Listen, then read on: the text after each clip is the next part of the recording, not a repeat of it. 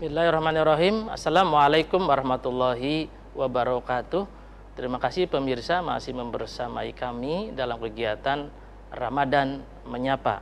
Acara ini diprakarsai kerjasama antara Radar Cirebon Televisi dengan LP2M, Lembaga Penelitian dan Pengabdian kepada Masyarakat IAIN Syekh Nurjati Cirebon. Acara ini disiarkan langsung dari Radar Cirebon TV, Jalan Perjuangan Cirebon. 1 jam ke depan bersama kami untuk hari ini dalam kegiatan Ramadan Menyapa dengan tema Zakat untuk Pencucian Jiwa, Raga, dan Harta Benda. Pemirsa dimanapun berada, tentu kami juga mengajak dialog interaktif antara pemirsa untuk bertanya atau sekedar sumbangsi pemikiran dalam kegiatan ini. Adapun tata caranya melalui via telepon yang tertera dalam layar kaca Anda. Izinkan saya Tato Nuryanto 1 jam ke depan membersamai Bapak Ibu semua di rumah untuk sama-sama mengikuti kegiatan Ramadan Menyapa. Kegiatan ini selalu dilakukan setiap bulan Ramadan dari tanggal 1 atau Ramadan hari pertama sampai hari terakhir. Dan insya Allah sekarang ini putaran yang sekian, artinya 10 hari terakhir. Perlu diketahui pemirsa bahwa zakat ini penting sekali untuk kita ketahui bersama kaitannya seperti apa sejarahnya zakat itu, lalu apa definisi zakat itu, macam-macamnya seperti apa, bahkan fungsi dan tujuan kita berzakat itu untuk apa. Di tengah-tengah kita sudah hadir narasumber kita, seorang akademisi dari IAIN Syekh Nurjati Cirebon. Kita sapa beliau, Bapak Dr. Haji Ahmad Syaturi, Magister Agama.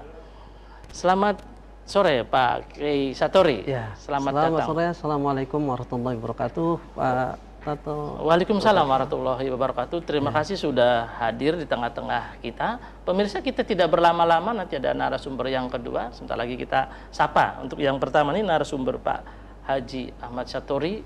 Maka dipersilakan Pak, berkaitan dengan bagaimana zakat untuk pencucian jiwa, raga, dan harta benda.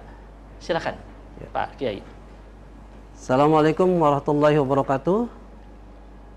Pemirsa, kaum muslimin, muslimat, dimanapun Anda berada, alhamdulillah di sore hari ini kita bersama berada di RCTV dalam rangka mengisi kegiatan Ramadan Menyapa. Pertama, marilah kita panjatkan puji syukur kehadirat Allah Subhanahu wa Ta'ala, di mana pada sore hari ini kita semua insya Allah masih semangat untuk melaksanakan ibadah puasa Ramadan. Mudah-mudahan puasa ibadah Ramadan kita diterima oleh Allah Subhanahu wa Ta'ala.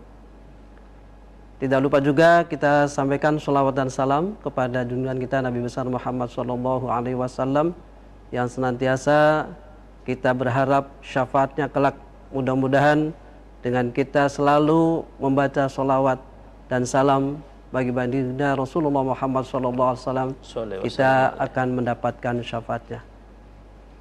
Pemirsa, kaum muslimin, kaum muslimat dimanapun Anda berada, ya ini nampaknya ada teman kita dan ya dari kita akan membahas tentang tadi yang tema yang sudah disampaikan oleh MC yaitu Pak Nuryanto, bahwasanya zakat merupakan penyucian jiwa dan harta benda. Namun sebelum ke tujuan atau fungsi dari zakat itu, mari kita tengok dulu terlebih dahulu tentang sejarah atau kronologis dari zakat. Ya, sepintas bahwasanya memang Rasulullah SAW ini merupakan seorang yang patut kita contoh, patut kita suri tauladani. Beliau merupakan sosok yang menjadi pemimpin yang multidimensi atau multitalenta kalau zaman sekarangnya, atau memang bisa dikatakan orang yang insan kamil, sempurna. Oleh karenanya di dalam ibadahnya beliau tidak hanya berkaitan dengan Allah atau ibadah makhdoh saja, tapi juga dengan ibadah ghairu makhdoh. Ya. Tidak hanya vertikal tetapi juga horizontal. Inilah kesempurnaan daripada Rasulullah Shallallahu Alaihi Wasallam. Ketika Rasulullah Shallallahu Alaihi Wasallam sudah mendapatkan wahyu untuk menyebarkan ajaran Islam, maka di dalam tahun kedua hijrah Rasulullah Shallallahu Alaihi Wasallam sudah memerintahkan, namun sebelumnya ada titik-titik ada benih-benih yang mengarah kepada dianjurkannya zakat. Nah, zakat ini Rasulullah Shallallahu Alaihi Wasallam tidak mewajibkan sebelumnya, yaitu hanya sebatas individual atau bagi orang-orang yang senantiasa memiliki harta yang sudah dianggap cukup.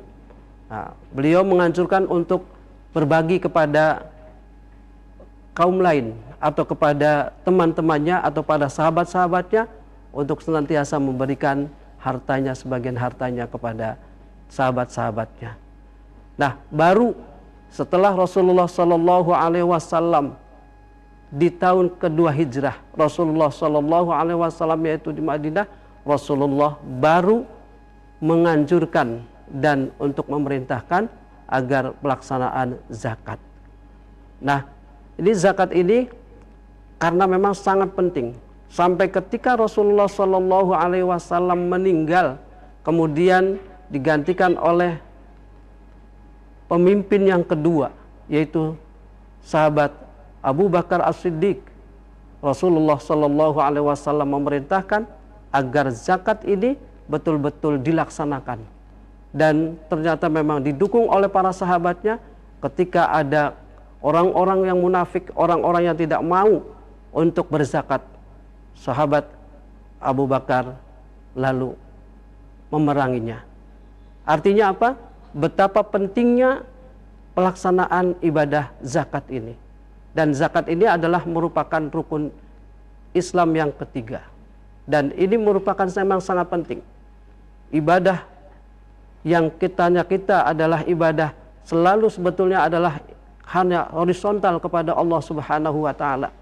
Tapi sejatinya ibadah horizontal pun kepada Allah, atau kita katakan ibadah mahdhah, itu juga sejatinya harus sudah melekat kepada diri kita, kemudian juga diresapi oleh kita, kemudian ada dalam hati kita mengimplementasikan dari ibadah mahdhah yang kita laksanakan itu, yaitu kemudian kepada masyarakat. Begitu juga ibadah ghairu mahdhah, yaitu ibadah-ibadah yang kita kaitannya dengan masyarakat, dengan semua kalangan, dengan siapapun. Nah, disinilah ibadah zakat ini merupakan ibadah yang tidak hanya sentral kepada Allah Subhanahu wa taala, tetapi juga secara itu juga kepada masyarakat. Oleh karenanya sangat penting sekali kita dalam melaksanakan ibadah, melaksanakan zakat ini. Kalau kita tilik, apa sih itu zakat? Zakat kalau tilik dari definisinya adalah, kalau secara bahasa atau etimologi adalah bersih, tumbuh, berkembang, berkah. Nah, ini kita sudah bisa menarik dari definisi secara bahasa atau etimologi. Ini bahwasanya zakat itu bersih. Jadi artinya kalau secara bahasa kita umat Islam juga kan harusnya senantiasa bersih, senantiasa tidak ada kekotoran dalam segala apapun, dalam bentuk apapun, harusnya tidak ada. Kemudian juga suci, dan memang zakat ini adalah di samping bersih juga suci. Jadi betul-betul orang Islam ini atau umat Islam ini betul-betul dalam diri sosok figur dari sebuah agama yang senantiasa bukan hanya bersih tetapi juga suci. Beda dengan bersih. Kalau bersih biasanya adalah bersifat yang kita bisa lihat nampak kita dan bisa dilihat dengan kasat mata. Tetapi kalau suci itu adalah bersifat biasanya lahir yang tidak bisa dilihat oleh kasat mata. Sehingga apa? Dalam Islam itu bukan hanya bersih tapi juga harus suci. Nah, kemudian juga ini zakat ini juga tumbuh. Kenapa zakat dikatakan tumbuh? Karena memang di dalam kita melakukan ibadah zakat ini akan sebuah tumbuh apa? Tumbuh rasa kepedulian, tumbuh rasa kesederhanaan, tumbuh rasa sosial kita, tumbuh rasa tawaduk kita, tumbuh rasa syukur kita. Bahkan bisa jadi kalau hartanya tumbuh perekonomiannya, malah tambah berkembang, tumbuh. Nah itu. Jadi dalam kita melakukan ibadah zakat ini, pas kalau didefinisikan secara etimologi, itu tumbuh, bersih, dan berkembang. Ya, bisa kita lanjut untuk sesi berikutnya, pemirsa. Iya. Terima kasih Pak Kiai Satori. Menarik sekali pemirsa kajian berkaitan dengan definisi zakat. Di tengah-tengah kita sudah hadir narasumber yang kedua. Beliau Bapak Profesor Dr. Kiai Haji Ahmad, mohon maaf Kiai Haji Sutejo MAG. Untuk itu kita sapa dulu sebelum jeda yang berikut ini. Assalamualaikum Prof. Tejo. Waalaikumsalam warahmatullahi wabarakatuh. Baik, nanti kita sambut materi dari beliau setelah jeda pariwara berikut ini.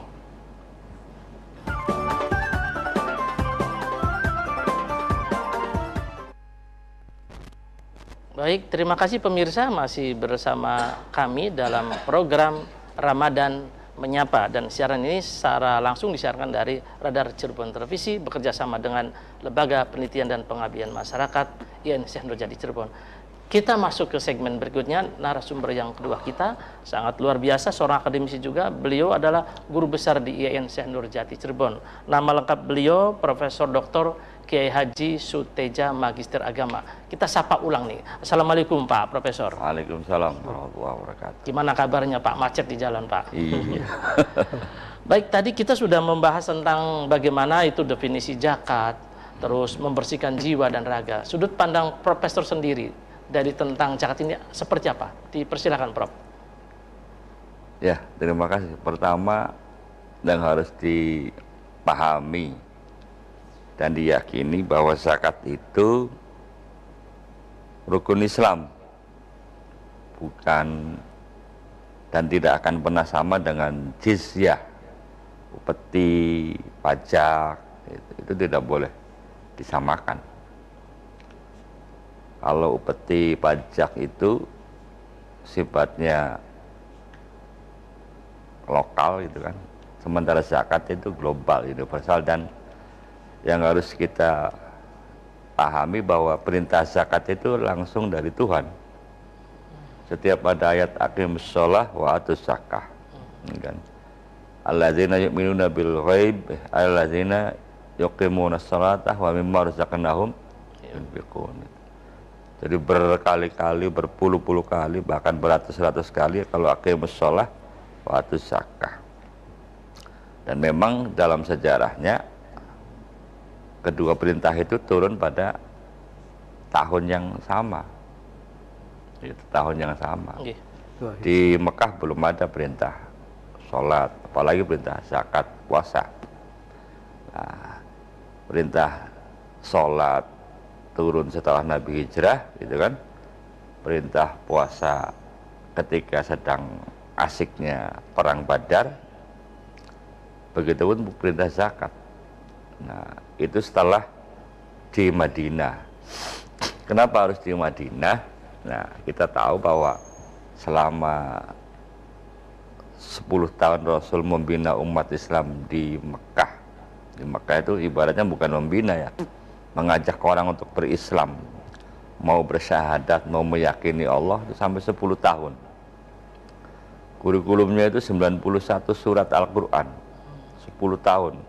Hanya ngajak manusia mau mengimani keesaan Allah, ketuhanan Allah, kerasulan Muhammad. Jadi itu aja capaian pembelajarannya itu Pak Tato. Iya. 10 tahun capek-capek. Tapi apa hasilnya? Nah itu hasilnya setelah 10 tahun dididik akidah keimanan, yang imannya benar-benar tulus, murni, bersih, mau hijrah, mau sholat, mau zakat, mau lain-lain gitu. Nah, artinya ketika kita sholat, ketika kita puasa, ketika kita zakat, itu artinya kita sudah kategori imannya kuat. Itu Pak Tato. Okay. Tidak sembarang orang yang mau zakat itu. Makanya perintahnya kan untuk orang-orang beriman. Nah itu. Jadi wajar kalau kemudian setelah Rasul wafat, orang-orang yang tadinya Muslim karena melihat sosok figur sentral Muhammadnya, mau diapakan saja ibaratnya kan, zakat juga mau, tapi dalam benak mereka ternyata zakat dipahami sebagai upeti. Nah ketika Rasul wafat, kata mereka, saya dulu baru upeti ke Muhammad nggak ada, nggak usah dong. Nah, makanya Abu Bakar sebagai penggantinya ya memerangi orang-orang yang tidak mau bayar zakat, tidak mau bayar ya zakat lah, dan itu secara ekonomi ya mengganggu, gitu kan, mengganggu secara keamanan, mengganggu stabilitas, gitu kan. Nah kembali persoalannya,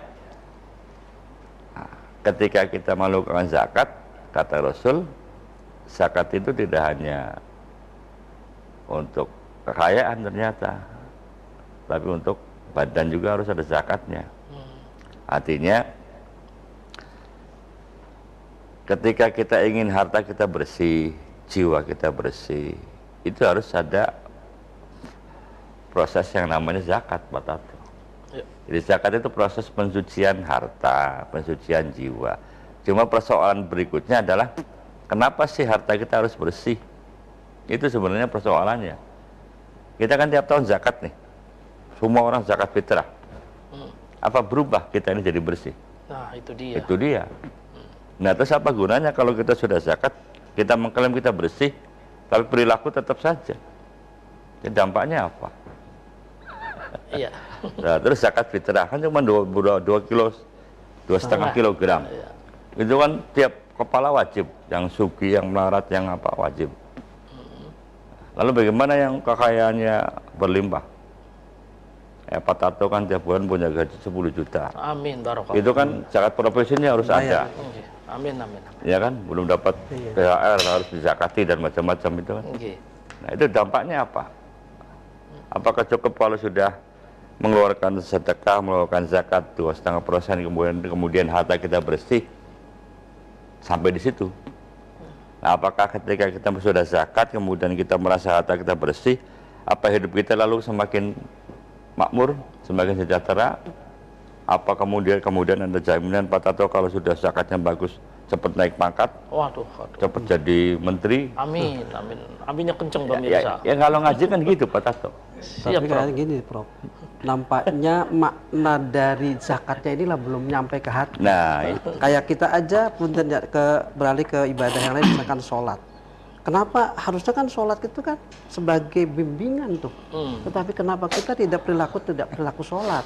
Nah disitulah, nah zakat ini kan apalagi 2,5 kilo.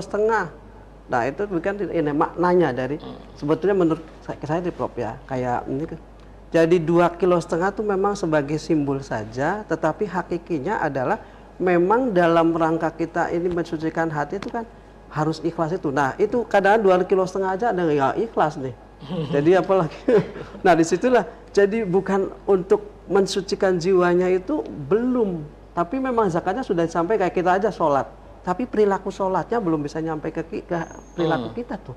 Nah disinilah mungkin makna dari pemberian 2,5 itulah yang kira-kira bisa menyebabkan hati kita tergetak untuk bisa, oh ya seperti apa bersih. Karena begini Pak, kalau menurut saya sih ini mengapa zakat jadi tambah? Ibaratkan begini Pak, ibarat ada orang pengen makan nambah, Prof. Ya. Jangan-jangan zakat yang selama Pak Satori lakukan selama ini jadi tambah beban, bukan tambah bersih. Nah itu justru itu, karena kalau jadi beban nanti tidak bersih, Prof. Itu yang salah. Iya tadi Pak Satori mengatakan itu. Kalau zakat itu artinya bertambah, tambah peduli, tambah macam-macam, bukan. Itu bukan, jangan ke situ dulu. Iya, maksud saya gitu. Jangan ke situ dulu. Jadi artinya zakat dalam diri itu kita, artinya bersih. Betul. Lugat bahasa Arab zakat itu bersih. Iya. Kalau bertambah itu bahasa Arabnya barokah. Jadi jangan dikaitkan. Zakat itu artinya bersih. Nah, dilakukannya zakat itu supaya harta kita bersih. Iya. Kenapa kita perlu bersih? Nah, itu dulu Pak Toto. Iya. Pak Toto. kita ini selama 24 jam ini, taruhlah kita merasa mencari nafkah. Taruh Pak Satori PNS. Ya, anggap saja gaji PNS halal lah. Anggap saja halal ya. Jangan dianggap halal, nanti bahaya. Anggap saja halal. Amin, amin. Nah, tetapi ketika Pak Satori lewat masuk kampus setiap hari, itu kan nyetir mobil. Iya. Pak Tato. Betul. Contoh nih, contoh praktis. Nyetir mobil, itu kan yang ngatur lalu lintas masuk ke kampus kan ada namanya security, satpam kampus. Ya. Betul. Yang setiap hari kita lewati, apa cukup goodbye saja, apa cukup dikasih senyum, malah ada yang jendelanya saja nggak pernah dibuka, sehingga satpam itu security merasa kok saya kayak bukan orang gitu. Pejabat lewat nyapa saja tidak, jendela dibuka tidak, klakson tidak. Nah itu kan Pak Tato. Betul. Yang kata Quran halalan thayyiban itu halal gaji PNS, halal kata Pak Satori lizatihi. Tapi ketika li ghairihi, karena faktor eksternal, apakah rezeki yang kita terima itu halal? Nah, ketika rezeki yang kita terima kemudian dampaknya menyakitkan orang lain, apakah itu halal? Itu persoalan, makanya kita perlu zakat. Jadi urgensinya kita zakat itu karena kita butuh, harta kita harus bersih. Jangan merasa wajib bersih, butuh. Jangan merasa wajib sholat, butuh sholat. Jangan merasa wajib sarapan kan? Butuh sarapan. Kalau bab sarapan kita butuh. Tapi bab sholat, bab zakat. Nah itu, jadi gitu Pak Tato. Di situ tuh Prof yang mungkin ketika kita berzakat itu, kita merasa bahwa kita harus bersih. Nah jadi rezeki yang uang ya halal, sega kuning, sega lengko jenisnya halal. Tapi ketika kita makan nasi lengko di warung, kemudian tetangga sebelah nggak punya uang dicuekin, nggak dikasih, tetangga kelaparan dibiarin, kita pura-pura budek, nah itu persoalan. Nah, jadi kita zakat itu butuh Pak Tato, bukan wajib. Bersih itu butuh, bukan wajib. Satu kan. Yang kedua, nah apa sudah Anda tak? Ya nanti diselanjutkan. Sudah dulu. Boleh emang enggak? Baik pemirsa, menarik sekali nih. Dua narasumber kita yang hebat ini, dua-duanya memiliki pengalaman yang unik bagaimana tentang zakat. Kita sambung setelah jeda pariwara berikut ini. Jangan kemana-mana pemirsa, masih bersama program Ramadan Menyapa. Puasa baik.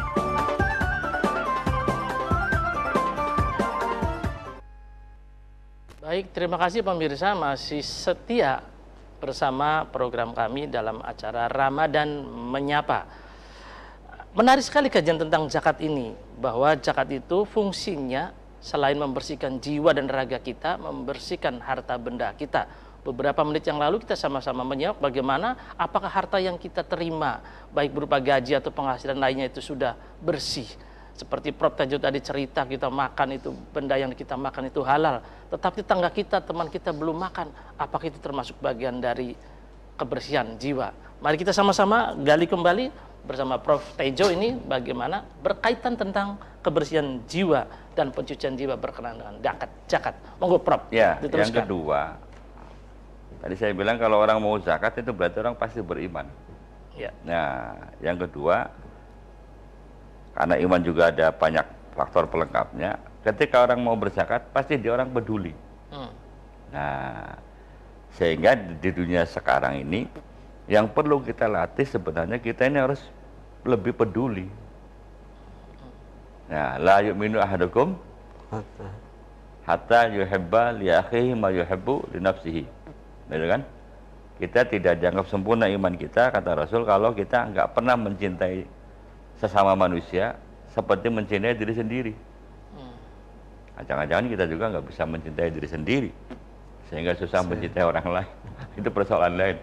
Lain maksud saya, nah, tidak setiap orang beriman mengerti ilmunya bagaimana iman itu jadi sempurna. Karenanya perlu pendidikan empati itu Pak Tato. Ya. Orang berzakat, iya, tiap tahun kita zakat fitrah, tapi apakah kepedulian kita bertambah? Itu persoalan. Jadi selain kita merasa butuh pembersih diri sendiri, kita juga merasa butuh bagaimana meningkatkan empati kita. Empati ya minimal kayak tadi kan, ya bukan hadis-hadis yang diajarkan Rasul kan bukan hadis-hadis yang menakut-nakuti, tapi justru memotivasi bahwa kita tidak dianggap beriman kalau kita kenyang sementara tetangga kelaparan. Nah, kita membayangkan kalau ada hadis kita tidak beriman ketika kita kenyang sementara tetangga kelaparan. Pak Tato, Pak Satori pasti bayangannya tetangga itu di luar rumah. Iya. Bukan tetangga yang di dalam rumah, anak, istri. Ya kan? Nyambung nggak Pak Tato? Ya. Nyambung. Makanya Rasul kan Pertama, selalu, Aisyah ada makanan nggak? Pagi itu nggak ada, ya udah saya puasa, nggak usah sarapan. Ya kan? Mau buka puasa, Aisyah ada makanan nggak? Nggak ada. Itu si Ali Zaid pada makan belum, kasihkan mereka dulu. Loh, yang begitu kan? Iya. Islam yang indah itu. Jadi zakat itu seperti hanya sholat. Ini pun pendapat saya Pak Tato. Siap. Itu hanya media pembelajaran, bukan tujuan. Nah itu. Jadi Ya kan? ibarat Coba qad aflaha man tazakka. Qad aflaha man zakkaha wa qad khaba man dassaha. Zakat, sholat, puasa haji kan ujung-ujungnya untuk tazkiyatun nafas. Jadi ibarat itu simbolnya tuh belum dimaknai kalau hanya pada sholat tuh. Iya. Karena zakat jadi belum memberikan makna yang sempurna. Jadi kalau lah, kata gitu. orang ilmuwan Pak Tato, Ya. kita hanya menjadikan sholat, zakat, haji sebagai tujuan, bukan sebagai metode. Dampaknya ketika kita menganggap sholat, zakat, haji sebagai tujuan, orang kalau sudah sholat, sudah haji, sudah zakat, sudahlah, itu saya hebat. hebat, Islam saya. Hebat. Nah, tapi kalau orang yang menjadikan sholat, zakat, haji, puasa hanya sebagai metode, itu ada kelanjutannya. Setelah sholat saya ngomong Allahu Akbar. Selesai sholat, Assalamualaikum. Kita akan bertanya, apakah cukup sampai di sini? Realisasi Allahu Akbarnya, realisasi Assalamualaikumnya, kan harus dilaksanakan setiap hari. Allah Maha Besar, berarti kita minimal nggak boleh sombong. Kelanjutannya kan begitu. Terus buktinya apa? Nggak boleh sombong, Assalamualaikum. Kita harus memasyarakatkan kesejahteraan kanan kiri kita. Begitupun puasa, asyam, menahan diri. Nah, yang kita paling nggak bisa kan menahan diri. Iya. Jalan-jalan ada kolak, beli kolak. Nah. Ada serabi, beli serabi. Semua dibeli, sampai rumah, apa yang mau dimakan?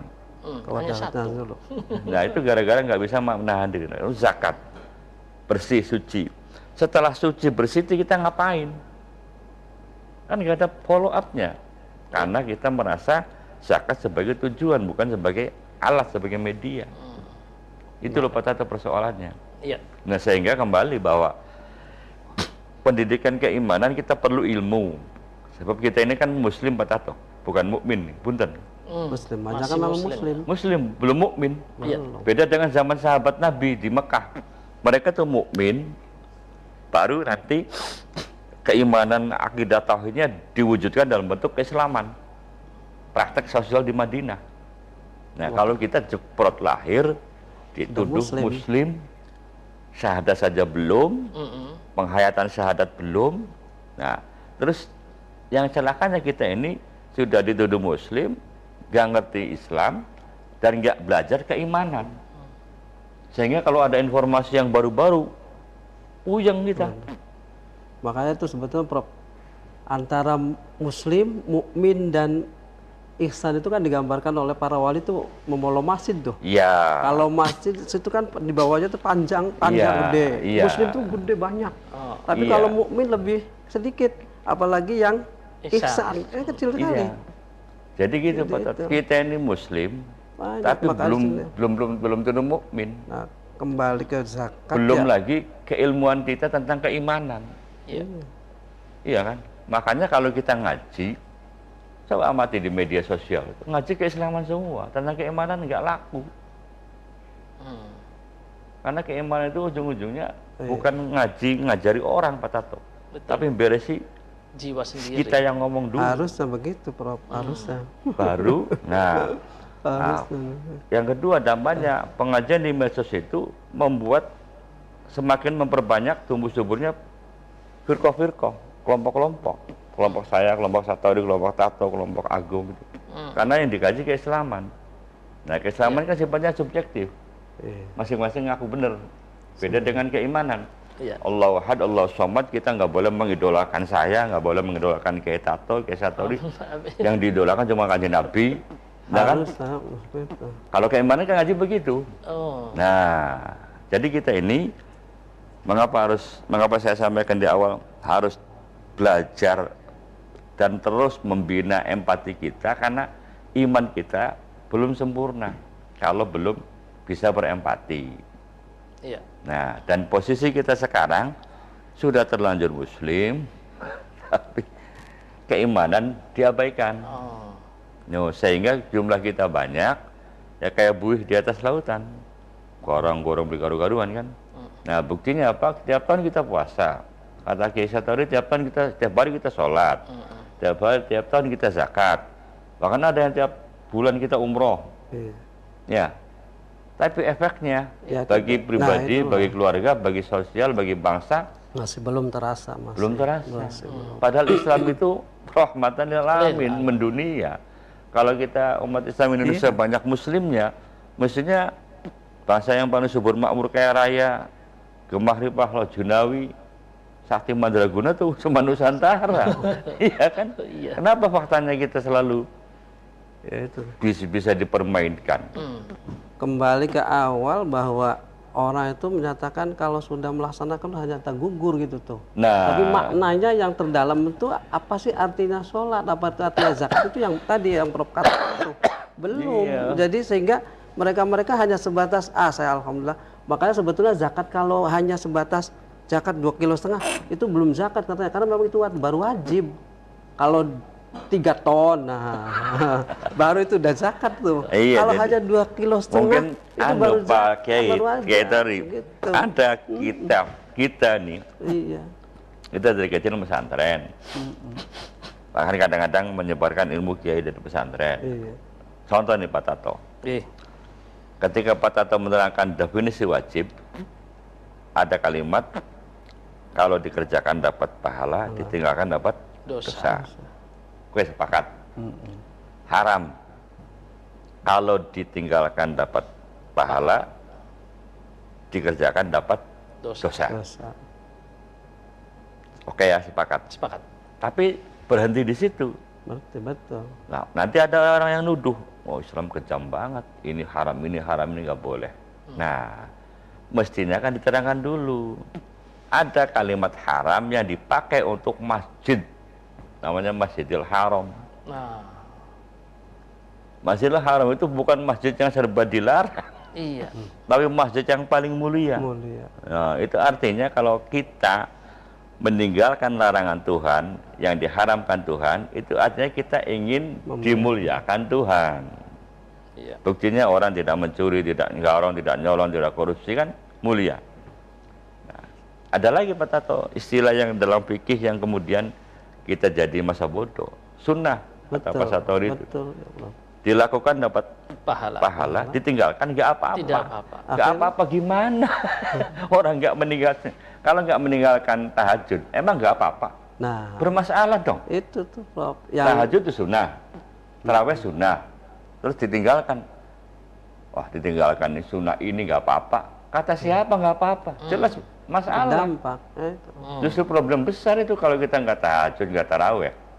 Iya. Pertama meremehkan yang sunnah Sunnah itu, dari Nabi. dosanya lebih gede ketimbang lupa meninggalkan yang Ya itu wajib. Prof. Tadi kembali lagi kepada kenapa harta itu mensucikan itu tuh belum. Nah, belum. Tadi hanya sunnah itu tidak dampak kita bagaimana melakukan sunnahnya itu nggak diambil di situ. Tapi hanya ya sudahlah yang memang definisinya begitu. Padahal sunnah kan bahasa Arab kan. Iya. Bahasa Arabnya mustahab, ya kan? Tatawu.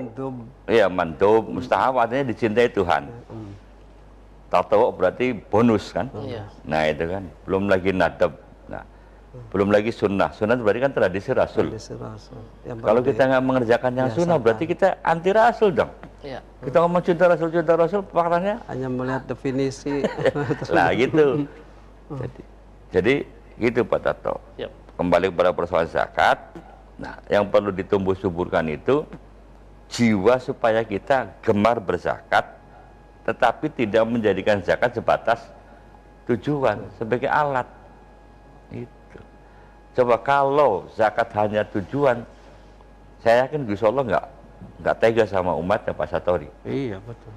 Kalau zakat fitrah kan kaya miskin wajib.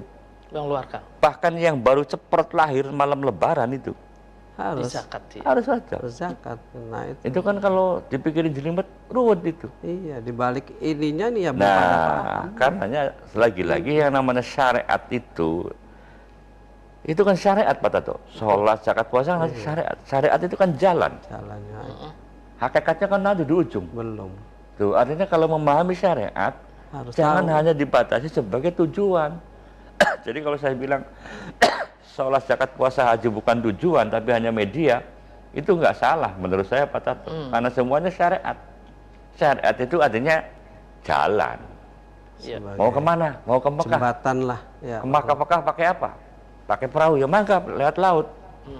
Pesawat terbang ya mangga pakai udara. Jalan kaki ya mangga, itu syariat. Ya kan? Hakikatnya kan belum tentu ketemu. Tuh, jadi gimana caranya Ya. di Prodi PAI kira-kira memahami bahwa sholat, zakat, puasa itu sebagai media, sebagai alat untuk apa? Nah, untuk apanya nih Pak Satowi? Nah, Baik, untuk ini apanya Prof, nanti kita iya, sambut lagi nih sambut setelah lagi, betul, Prof. jeda pariwara Bapak-bapak ya. Menarik sekali pemirsa, dialog hari ini memang kalau para pakar dialog luar biasa. Apalagi pakar Diman, teman saya itu ya. Pemirsa jangan kemana-mana karena setelah yang satu ini kita kembali setelah jeda pariwara. Masih bersama kami program Ramadan Menyapa.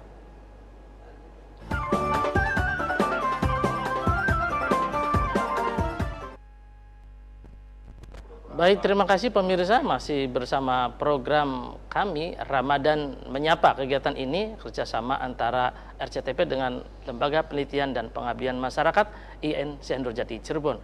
Menarik sekali kajian-kajian hari ini dengan tema zakat untuk pencucian jiwa, harta, dan benda. Apa sih fungsi zakat? Tujuannya apa? Macam-macam zakat itu seperti apa? Sudah kita lalui bersama dialog panjang bersama para pakar kita. Tentu lebih jauh lagi bagaimana bentuk zakat yang kita implementasikan dalam keseharian. Jangan-jangan zakat itu sebuah exercise saja, latihan saja. Aslinya tidak harus setiap di bulan Ramadan. Mungkin ada zakat-zakat lain di luar itu. Mari kita sambut kembali nih dialog kita bersama guru besar kita, Profesor Tejo. Silakan Prof. Jadi benar Pak Tato, ada zakat yang memang hukumnya fardu ain individual. Itu terjadi setiap selesai khatam puasa Ramadan. Nah, bab itu Rasul mengatakan zakatul fitri tuhratun lis-shaim wa tu'matun lil masakin. Mengeluarkan zakat fitrah itu fungsinya mensucikan jiwa yang puasanya khatam. Itu pemahamannya kan gitu. Iya. Kalau padahal kan puasa cuma awal akhirnya saja. Nah, Berarti nggak kena itu kan. Nggak bisa nggak dapat. Tadi ngomong begitu awal akhir aja. Nah, terus tu'matun lil masakin, memberi makan orang-orang miskin. Tuh. Orang miskin ini jumlahnya banyak Pak Tato. betul, betul. Termasuk yang mengeluarkan zakatnya juga miskin. Yang fitrahnya zakat fitrahnya miskin. Masak ini. Nah, itu yang perlu ditekankan kalau kita pengen membangun bangsa berdasarkan kemakmuran. Ya, kemakmuran, keadilan, kesejahteraan. Tu'matun lil masakin. Nah, karena ada hadis bahwa syarafun nas qiyamuhu bil lail wa it'amut ta'am Pak Tato. Ya. Kemuliaan kita ini, nas itu manusia. Seluruh Manusia, semua manusia. Tergantung dua hal. Pertama, qiyamuhu bil lail. Qiyamul lail. Kedua, it'amut ta'am, suka memberi makan yang memang membutuhkan makan. Tuh, itu kan. Jadi mungkin pemandangannya kalau zakat fitrah tahun ini bagus, distribusinya tepat, nanti nggak ada pemandangan di pinggiran jalan di lampu merah. Harusnya. Iya, harusnya Malah begitu. puasa Prof. semakin banyak. Iya. Harusnya memang Berjejer. begitu nanti tuh. Karena zakat itu kan zakat mal tuh. Kalau waktu dulu saya pengurus gitu tuh, hanya baru berapa persen yang dari se-Indonesia tuh. Iya. Itu dapatnya udah baru 8 triliunan, harusnya 17 triliun itu. Kalau bisa digali itu potensi zakat tuh, itu dari segi harta itu begitu banyak semuanya. Mungkin tadi aja, jangankan ke situ, sudah zakatnya aja lah lumayan tuh. Gampang Pak Tato ngitung zakat mal tuh. Satu kantor berapa pejabatnya, gaji bulanannya berapa, ya kan? Baru pegawai negeri itu sih ya. Iya kan gampang. Iya, Gampang. pegawai negeri. Nah, yang susah kan yang bukan pegawai negeri. Iya. Itu zakat fitrah kan. Nah, nanti zakat harta. Zakat harta itu persoalannya jadi Pak Tato, ada pedagang. Pedagang biasanya kalau mulai dagang 1 Januari tahun kemarin, zakatnya 1 Januari tahun kemarin. Mestinya tidak ada jeda Ya. kekosongan Nah, itu. uang tuh. Ini kan banyak juga yang belum paham tuh. Iya, Ramadan semuanya kadang-kadang. Kalau zakat tuh rata-rata Ramadan semua, Idul Iya. Fitri semua. Padahal Kita mulainya sebetulnya, bisnisnya Pak Tato mulai jadi PNS di Makapa. dulu 1 Maret, ya kan? Berarti zakat tahunannya 1 Harus Maret. dikeluarkan Maret. Ya sama dengan Pak Tato kan gitu. Jadi langsung bisa berputar gitu tuh. Iya, Sebetulnya nggak ada jeda. iya, nggak ada uang mandang. Aman, Pedagang, petani, setiap panen zakat. Jadi kan nggak ada orang, mestinya nggak ada orang yang kelaparan tuh mesti. Iya. Dan Kalau menjadikan zakat sebagai syariat untuk apa ya? Untuk iya. bersih-bersih, untuk kemakmuran kan gitu Pak Tato. Belum lagi zakat profesi kita tiap bulan kan Iya, diambili diambil. oleh Basnas. Berapa Pak Tato? Tiap Berapa bulan persen, Pak? diambil? Hah? 0,25. Iya, 0,25 ya. 0,25% Pak. Oh, Iya, satu berapa besarnya kan? Iya. Iya. Besarnya berapa? Tergantung gaji kita. Tergantung. Tergantung gaji. Itu Tergantung gaji kenapa kita. harus dirahasiakan? Aduh. Masa zakat dirahasiakan? Iya. Nah kan itu. Jadi artinya apa? Ya kalau kata Pak Tato di zakat itu supaya harta kita bersih, PNS dijamin bersih Pak Tato. Harus. Karena setiap bulan diambil zakat profesi Profesi. secara paksa oleh Basnas. Ya nggak bersih kalau soal paksa mah. Ya tapi kan bersih, hartanya diambil. Terus pada soak bajunya dicuci ya bersih. Walaupun paksa mah. gelendeng, ya tapi kan bersih, diambil. Iya, aduh. Dan manfaatnya sudah disalurkan oleh Basnas. Betul. Itu pedagang, petani, pekebun, beda lagi zakatnya kan? Ini Prof, kalau Prof berbicaranya memang kalau harus memahami, saya sering mencontohkan kepada mahasiswa itu. Mm-mm. Kalau Allah tidak mewajibkan sholat, hanya bacaan habis wudhu, insya Allah orang jadi baik semua. Kan doa wudhu kan, Allahumma ja'alni minat tawabina waj'alni minat tahirin waj'alni min ibadika sholihin tuh. Kalau Allah nggak menentukan sholat, wajibkan sholat, kayaknya doa itu aja udah bisa jadi orang tuh bersih. Kalau suci. dilakoni, Iya, Iya, itu kalau tuh yang paling susah tuh itu tuh. ya kalau dilakoni. Ada wudhunya kadang-kadang wudhu doanya gitu baik. Nah, Iya. zakat juga begitu, artinya dari zakat juga sama iya gitu. bab doa itu kan ada orang yang sekadar baca kalimat doa. Iya, hanya gitu. Ada Tidak orang yang meresap ke memahami hati. doa. Betul. Ada yang orang mengaplikasikan doa. Nah, itu yang jarang, yang itu tuh jarang. Tadi kata Prof, masalah zakat kenapa kok bisa jadi nggak bersih? Karena itu hanya Iya. sebatas kewajiban. Gitu.